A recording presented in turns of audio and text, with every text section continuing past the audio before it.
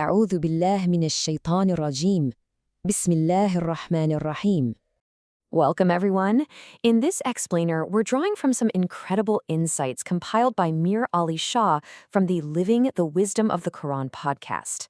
And we're diving into a really powerful part of Surah Yā-Sīn. We're going to explore what happens when the message itself has to change its approach. So what happens when human messengers are ignored and, well, the cosmos itself is called to the stand? All right, so where we're jumping in today, it actually picks up right where another story left off. A really profound one, actually. It's about a city that was warned, but just refused to listen. And what's key is that this society didn't fall to some big army from the outside. No, it just collapsed from the inside out, from its own spiritual emptiness. And that silence, that void, well, that's what sets the stage for everything that comes next. So you gotta ask, right? What happens when humanity just refuses to listen? Does the message just pack up and go home? The Quran's answer here is a huge resounding no, not at all. In fact, instead of shrinking back, the message gets bigger. It literally expands and lifts our gaze from just human stories to the entire fabric of existence. Okay, so how does it do that? Well, the Quran starts by laying out evidence that's, right in front of our faces. Tangible, observable, you just can't deny it. This is what's known as the first layer of meaning, the zahir, the outer apparent reality of things. It's like the revelation is saying, okay, you didn't want to just listen to words. Fine, now I'm going to show you. And just so we're all on the same page, that term, zahir, it's all about the external, the literal, the apparent meaning. It's the case being made right on the surface, through the signs all around us. So let's dive in and see what those signs actually are. So the Quran presents four, you could call them great testimonies in this section. It's really brilliant. First, it makes us look back at history. Then it tells us to look down at the earth. Then up to the heavens, and finally out to the sea. Each one is like a building block, making the case piece by piece. So testimony number one, history. And what's really interesting here is that the Quran uses the word seen. And that's because for the people hearing this for the first time, the ruins of old civilizations were literally things they could see on their journeys. The lesson is powerful. It's about irreversibility. Time only moves in one direction. So the real failure isn't that there's no evidence, it's the failure to just stop and really think about what it all means. Okay, from history, let's look down at the earth beneath our feet.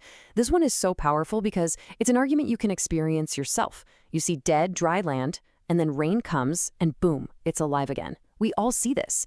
And then the verse points out something crucial. Yeah, we might plant and work the land, but did our hands really make the fruit? It's a direct shot at our sense of self-sufficiency, It's a call to just be grateful. And from the earth, we're told to look up to the heavens, look at the sun and the moon. They're in these perfect, predictable orbits. They never crash. They never get off track. They obey their limits perfectly. This cosmic dance, it's not random. It's a sign of a deep intention. And what a contrast, right? You have this entire universe moving with this incredible precision and humility. And then you have us, human beings, so often filled with arrogance, always pushing our limits. And for the final sign, we're brought right back down to earth, to our own vulnerability. Think about being on a ship in the middle of the ocean. Especially back then, it was terrifyingly risky. Your survival was never, ever guaranteed. This verse is a stark reminder that our safety, our life itself, it's hanging by a thread. It's not something we're owed, it's an act of mercy, plain and simple. Rescue is a gift, not a guarantee. So there you have it. The case is made. The zahir is laid out, history warns us, the earth shows us revival, the heavens show us perfect order. After all that, the Quran is basically saying if you still turn away, well, that's not just ignorance anymore. That's a choice. That's a refusal to see what's right in front of you. But, and this is where it gets really deep, there's a whole other layer to these signs. The Sufi tradition, for instance, looks at this whole cosmic spectacle and says, this isn't just about the outside world. This is a map of our inner world. And this is the batin, the inner hidden meaning. So the batin, it's that internal esoteric meaning. The idea here is that every single sign out there in creation has a mirror, a corresponding reality right inside the human soul. So let's take those exact same four signs and see what happens when we look at them through this new lens. It's pretty amazing. Remember the dead earth brought back to life by rain? Well, in this inner reading, that dead earth, that's the heedless heart. A heart that's become dry and barren because of distraction and just the noise of the world, but it's not a lost cause. It's just waiting for the rain of remembrance of thicker to fall on it and bring it back to life. Next up, the sun. What can that be on the inside?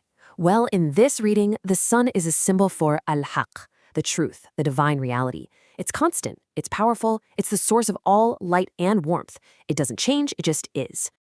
Okay, so if the sun is the divine truth, then what's the moon? The moon is the human heart. And this is such a beautiful analogy, because think about it. The moon has no light of its own.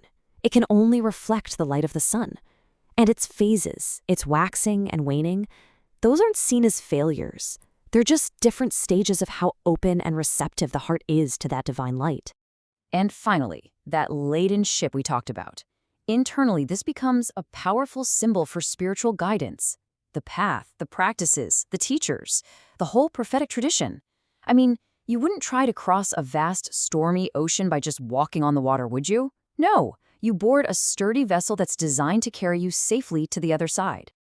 And that really gets to the heart of the Yā-Sīn reading. The idea is that creation isn't just some pretty backdrop for our lives. It's a living, breathing instruction manual. It's actively teaching us about our own inner landscape and showing us how to navigate it. So, we've looked at the outer evidence and we've explored the inner map. Now, the Quran kind of turns the spotlight right back on us. It shifts from explaining things to asking us to apply them. It's saying, look, this world isn't just scenery, it's instruction. And you and I, we're invited to be active students. So let's just pause and reflect on this first question for a moment. Do I read creation as just habit or as mercy? That sunrise every morning, the rain that falls, the food on our table, have they become just routine, automatic things?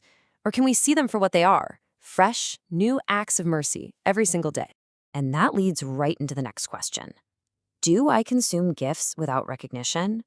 Do we just take all the good things in our life, our health, our family, our ability to think and breathe, without ever stopping to acknowledge where they came from?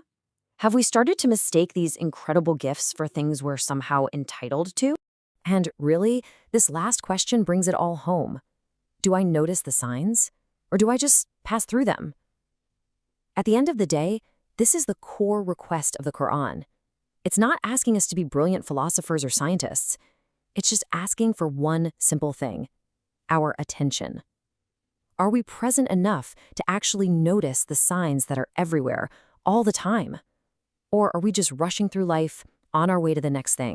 And in that spirit of wanting to pay attention, let's close our reflection together with this munajat, this intimate call. O reviver of dead earth and weary hearts, teach us to see before we are forced to see. Align us with the rhythm you wrote into creation, so we recognize your mercy before time runs out. Amen. So we've seen how the entire cosmos is called to testify. But believe it or not, the surah doesn't stop here.